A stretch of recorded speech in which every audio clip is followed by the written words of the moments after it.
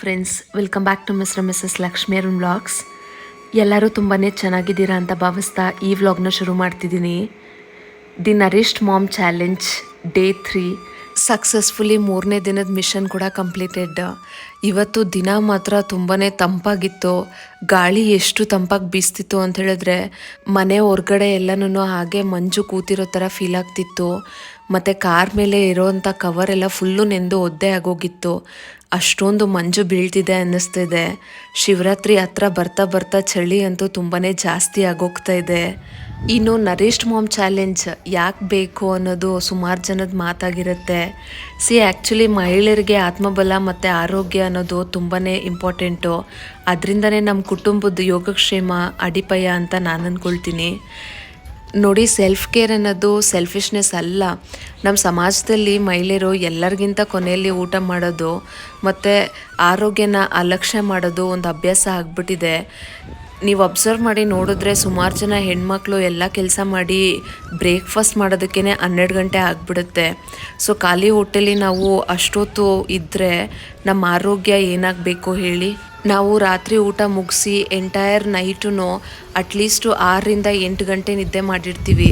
ಅದಾದಮೇಲೆ ಎದ್ದಾಗಿಂದನೂ ನೀವು 6 ಗಂಟೆಗಾದರೂ ಎದ್ದಿರಲಿ ಅಥವಾ 8 ಗಂಟೆಗಾದರೂ ಎದ್ದಿರಿ, 12 ಗಂಟೆವರೆಗೂ ನಮ್ಮ ಹೊಟ್ಟೆ ಖಾಲಿ ಇದೆ ಅಂತ ಹೇಳಿದ್ರೆ ನಾವು ಆಲ್ಮೋಸ್ಟು 12ರಿಂದ 15 ಅವರು ನಮ್ಮ ಹೊಟ್ಟೆನ ಖಾಲಿ ಬಿಟ್ಟಿದ್ದೀವಿ ಅಂತ ಅರ್ಥ.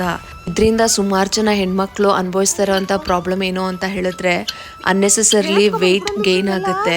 ಅವ್ರು ಏನೋ ತಿಂದೇ ಇಲ್ಲ ಅಂದರೂ ಪರವಾಗಿಲ್ಲ, ಆದರೆ ಗ್ಯಾಸ್ ಫಿಲ್ ಆಗಿನೇ ಈ ರೀತಿ ದಪ್ಪ ಆಗೋವಂಥ ಚಾನ್ಸಸ್ ಇರುತ್ತೆ. ಮತ್ತು ಆದಷ್ಟು ಬೇಗ ಥೈರಾಯ್ಡು ಮತ್ತು PCOD ಎಲ್ಲ ಬರುತ್ತೆ. ನಾವು ಬ್ರೇಕ್ಫಾಸ್ಟ್ನ ಎಷ್ಟು ಬೇಗ ತಿಂತೀವೋ ನಮ್ಮ ಆರೋಗ್ಯಕ್ಕೆ ಅದು ತುಂಬಾ ಒಳ್ಳೆಯದು. ಸುಮಾರು ಜನ ಏನು ಮಾಡ್ತಾರೆ, ಎದ್ದಿದ ತಕ್ಷಣ ಒಂದು ಟೀ ಕುಡಿದು ಅದರಲ್ಲಿ ರಸ್ಕೋ ಅಥವಾ ಬನ್ನೋ ತಿಂದು ಅವತ್ತಿನ ದಿನದಲ್ಲಿ ಅದೇ ಬ್ರೇಕ್ಫಾಸ್ಟು ಅಂತ ಹೇಳಿಬಿಟ್ಟು 12 ಗಂಟೆ 11:30ವರೆಗೂ ಏನೂ ತಿನ್ನೋದಿಲ್ಲ. ನಿಜ ಹೇಳಬೇಕು ಅಂತ ಹೇಳಿದ್ರೆ ಬರೀ ಹೊಟ್ಟೆಲಿ ನಾವು ಕಾಫಿ ಟೀ ಕುಡಿಯೋದು ತುಂಬ ಕೆಟ್ಟ ಅಭ್ಯಾಸ. ಅದರಲ್ಲೂ ಕಾಫಿ ಟೀ ಕುಡಿದ್ಬಿಟ್ಟು ಮತ್ತೆ 12 ಗಂಟೆವರೆಗೂ ನಾವು ಖಾಲಿ ಹೊಟ್ಟೆಲಿ ಇದ್ವಿ ಅಂತ ಹೇಳಿದ್ರೆ ನಮ್ಮ ಹೊಟ್ಟೆಲಿರೋ ಅಂಥ ಆ್ಯಸಿಡ್ಸು ನಮ್ಮನ್ನೇ ತಿಂತಾ ಬರುತ್ತೆ. ಇದರಿಂದ ನಮ್ಮ ಆರೋಗ್ಯ ತುಂಬಾ ಕೆಟ್ಟೋಗುತ್ತೆ. ಈಗ ನಮಗೆ ಗೊತ್ತಾಗೋದಿಲ್ಲ, ವಯಸ್ಸು ಆಗ್ತಾ ಆಗ್ತಾ ನಮಗೆ ಗೊತ್ತಾಗುತ್ತೆ ನಮ್ಮ ಎನರ್ಜಿ ಕಮ್ಮಿ ಆಗೋದು, ಆದಷ್ಟು ಬೇಗ ನೋವುಗಳು ಕಾಣಿಸ್ಕೊಳ್ಳೋದು, ಮತ್ತು ಮುಖದಲ್ಲಿ ಸುಕ್ಕು ಮತ್ತು ಕಲೆಗಳು ಬರೋದು ಅಥವಾ ನೀವು ದಪ್ಪಗಾಗೋದು. ಇದೆಲ್ಲನೂ ನೀವು ಒಂದಲ್ಲ ಒಂದು ದಿವಸ ಅನುಭವಿಸ್ತೀರ. ನಾವು ಫ್ಯಾಮಿಲಿನ ನೋಡ್ಕೊಳ್ಳೋದು ಎಷ್ಟು ಇಂಪಾರ್ಟೆಂಟೋ ನಮ್ಮನ್ನು ನಾವು ನೋಡ್ಕೊಳ್ಳೋದು ಅಷ್ಟೇ ಇಂಪಾರ್ಟೆಂಟು. ನಮ್ಮನ್ನು ನೋಡ್ಕೊಳ್ಳೋದಕ್ಕೆ ಬೇರೆ ಯಾರೂ ಬರಲ್ಲ, ನಮ್ಮನ್ನು ನಾವೇ ನೋಡ್ಕೋಬೇಕು. ಒಂದು ಮಾತ್ರ ನೆನಪಲ್ಲಿ ಇಟ್ಕೊಳ್ಳಿ, ನೀವೇನಾದರೂ ಫ್ಲೈಟಲ್ಲಿ ಹೋಗ್ತಿದ್ದೀರಾ ಅಂತ ಅಂದ್ಕೊಳ್ಳಿ.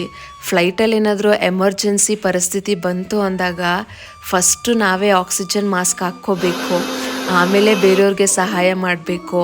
ಹಾಗೇನೇ ವುಮನ್ಸ್ ಲೈಫ್ ಕೂಡ ನಾವು ಆರೋಗ್ಯವಾಗಿದ್ದರೆ ಮಾತ್ರ ಇಡೀ ಮನೆಯವ್ರ ಆರೋಗ್ಯನ ನೋಡ್ಕೊಳ್ಳೋಕ್ಕೆ ನಮ್ಮ ಕೈಯಲ್ಲೂ ಸಾಧ್ಯ ಆಗೋದು. ಇವತ್ತಿನ ಹೆಲ್ದಿ ಇಂಟೇಕಲ್ಲಿ ನಾನು ಮಾಡಿದ್ದು ABC ಜ್ಯೂಸು ಮತ್ತು ಆಮ್ಲ, ಬೀಟ್ರೂಟು, ಸೌತೆಕಾಯಿ ಸೇರಿಸಿ ನಾನು ಈ ಜ್ಯೂಸನ್ನ ಮಾಡ್ಕೊಂಡಿದ್ದೀನಿ. ನೆಲ್ಲಿಕಾಯಿ ನಾನು ಲಾಸ್ಟ್ ವ್ಲಾಗಲ್ಲೇ ಹೇಳ್ದಂಗೆ ಬೆಟ್ಟದ ನೆಲ್ಲಿಕಾಯಲ್ಲಿ ವೈಟಮಿನ್ C ಮತ್ತು ರೋಗ ನಿರೋಧಕ ಶಕ್ತಿನ ಹೆಚ್ಚಿಸೋವಂಥ ಗುಣ ಇದೆ. ಅದಕ್ಕೆ ನಾನು ಯಾವಾಗಲೂ ಅದನ್ನು ಉಪಯೋಗಿಸ್ತೀನಿ.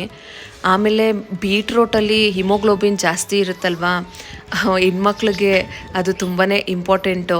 ಮಂತ್ಲಿ ಪೀರಿಯಡ್ ಆಗೋದ್ರಿಂದ ಹಿಡಿದು ಹೆರಿಗೆ ನೋವಾಗಿ ಮಗುನ ಡೆಲಿವರಿ ಮಾಡೋವರೆಗೂ ನಮ್ಮ ಬಾಡಿಯಲ್ಲಿ ಎಷ್ಟೋ ಬ್ಲಡ್ ಲಾಸ್ ಆಗಿರುತ್ತೆ. ಮತ್ತು ನಾವು ಸರಿಯಾಗಿ ಊಟ ತಿಂದೆ ಮತ್ತು ನಮ್ಮನ್ನು ನಾವು ಕೇರ್ ಮಾಡದೆ ಹಿಮೋಗ್ಲೋಬಿನ್ ಲೆವೆಲ್ಲು ಕಡಿಮೆ ಆಗಿಬಿಟ್ಟಿರುತ್ತೆ. ಸೊ ಅದಕ್ಕೆ ಇದು ನ್ಯಾಚುರಲಿ ರಕ್ತನ ಶುದ್ಧಿ ಮಾಡೋದಕ್ಕೆ ಮತ್ತು ಇಂಪ್ರೂವ್ ಮಾಡೋದಕ್ಕೆ ಹಿಮೋಗ್ಲೋಬಿನ್ ಲೆವೆಲ್ನ ಬೀಟ್ರೂಟ್ ತಿನ್ನೋದು ತುಂಬಾ ಇಂಪಾರ್ಟೆಂಟು. ಅದು ನೀವು ಜ್ಯೂಸ್ ಮಾಡಿ ಕುಡಿಯೋದ್ರಿಂದ ನಿಮಗೆ ಆದಷ್ಟು ಬೇಗನೆ ಹಿಮೋಗ್ಲೋಬಿನ್ನು ಜಾಸ್ತಿ ಆಗ್ತಾ ಬರುತ್ತೆ. ಇನ್ನು ಸೌತೆಕಾಯಿ ನಮ್ಮ ಬಾಡಿನ ಡಿಹೈಡ್ರೇಷನ್ ಏನಾದರೂ ಆಗಿತ್ತು ಅಂತ ಹೇಳಿದ್ರೆ ಹೈಡ್ರೇಟಾಗಿ ಇಟ್ಕೊಳ್ಳೋದಕ್ಕೆ ಹೆಲ್ಪ್ ಆಗುತ್ತೆ. ಅಷ್ಟೇ ಅಲ್ಲದೆ ನಮ್ಮ ಚರ್ಮದ ಕಾಂತಿನ ಕೂಡ ಹೆಚ್ಚಿಸುತ್ತೆ.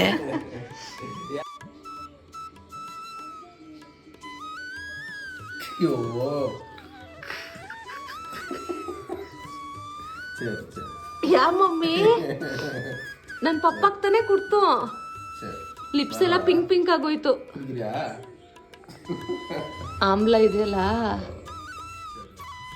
ಇನ್ನು ಇವತ್ತು ಫೇಸ್ ಪ್ಯಾಕ್ಗೋಸ್ಕರ ಅಕ್ಕಿ ಹಿಟ್ಟು, ಕಡಲೆ ಹಿಟ್ಟು ಮತ್ತು ಬೀಟ್ರೋಟ್ ಜ್ಯೂಸ್ ಇಟ್ಕೊಂಡು ನಾನು ಫೇಸ್ ಪ್ಯಾಕ್ ಮಾಡ್ಕೊಳ್ತಾ ಇದ್ದೀನಿ. ಅಕ್ಕಿ ಹಿಟ್ಟು 1 ಸ್ಪೂನು ಮತ್ತು ಕಡಲೆ ಹಿಟ್ಟು 1 ಸ್ಪೂನು, ಬೀಟ್ರೋಟ್ ಜ್ಯೂಸು ಸ್ವಲ್ಪ ಹಾಕಿ ಈ ರೀತಿ ಮಿಕ್ಸ್ ಮಾಡಿಕೊಂಡು ಫೇಸ್ ಪ್ಯಾಕು ರೆಡಿ ಮಾಡ್ಕೊಳ್ಬೇಕು. ಇದನ್ನು ಕ್ಲೀನಾಗಿರೋವಂಥ ಫೇಸಲ್ಲಿ ಅಪ್ಲೈ ಮಾಡ್ಕೋತಾ ಬರಬೇಕು. ಈ ಫೇಸ್ ಪ್ಯಾಕ್ನ ನಾವು ಯೂಸ್ ಮಾಡೋದ್ರಿಂದ ಇದರಲ್ಲಿ ಅಕ್ಕಿ ಹಿಟ್ಟಿರೋದ್ರಿಂದ ಮುಖದ ಮೇಲೆ ಇರೋವಂಥ ಡೆಡ್ ಸ್ಕಿನ್ನ ತೆಗೆದಾಕಿ ಚರ್ಮದ ಕಾಂತಿನ ಜಾಸ್ತಿ ಮಾಡುತ್ತೆ. ಬ್ರೈಟ್ನೆಸ್ಗೂ ಇದು ಹೆಲ್ಪ್ ಮಾಡುತ್ತೆ.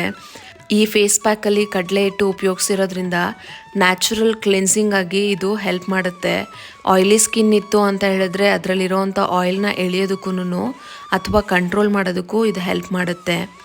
ಮತ್ತು ಬೀಟ್ರೂಟ್ ಜ್ಯೂಸು ಯೂಸ್ ಮಾಡಿರೋದ್ರಿಂದ ಇದು ಸ್ಕಿನ್ನಿಗೆ ನ್ಯಾಚುರಲ್ ಆಗಿ ರೋಸ್ ಕಲರ್ನ ಕೊಡುತ್ತೆ. ಟೋಟಲಿ ನೀವು ಈ ಫೇಸ್ ಪ್ಯಾಕ್ನ ಯೂಸ್ ಮಾಡೋದ್ರಿಂದ ಸ್ಕಿನ್ನು ಸಾಫ್ಟ್ ಆಗುತ್ತೆ ಮತ್ತು ಬ್ರೈಟ್ ಆಗುತ್ತೆ. ನಿಮಗೆಲ್ಲಾದರೂ ಇನ್ಸ್ಟೆಂಟಾಗಿ ಹೊರಗಡೆ ಹೋಗೋವಾಗ ಅಥವಾ ಆಫೀಸ್ಗೆ ಹೋಗೋಕ್ಕೆ ಮೊದಲು ಒಂದು ಒಳ್ಳೆ ಪಿಂಕಿಶ್ ಲುಕ್ ಬೇಕು ಅಂತ ಹೇಳಿದ್ರೆ ಈ ಫೇಸ್ ಪ್ಯಾಕ್ನ ಟ್ರೈ ಮಾಡಿ ನೋಡಿ. 15 ಮಿನಿಟ್ಸ್ ಇದನ್ನು ಹಾಗೆ ಬಿಟ್ಟು ಉಗುರು ಬೆಚ್ಚಗೆ ಇರೋವಂಥ ನೀರಲ್ಲಿ ಮುಖ ತೊಳ್ಕೊಂಡ್ರೆ ತುಂಬ ಚೆನ್ನಾಗಿರೋವಂಥ ರಿಸಲ್ಟ್ಸು ಸಿಗುತ್ತೆ ನಮಗೆ.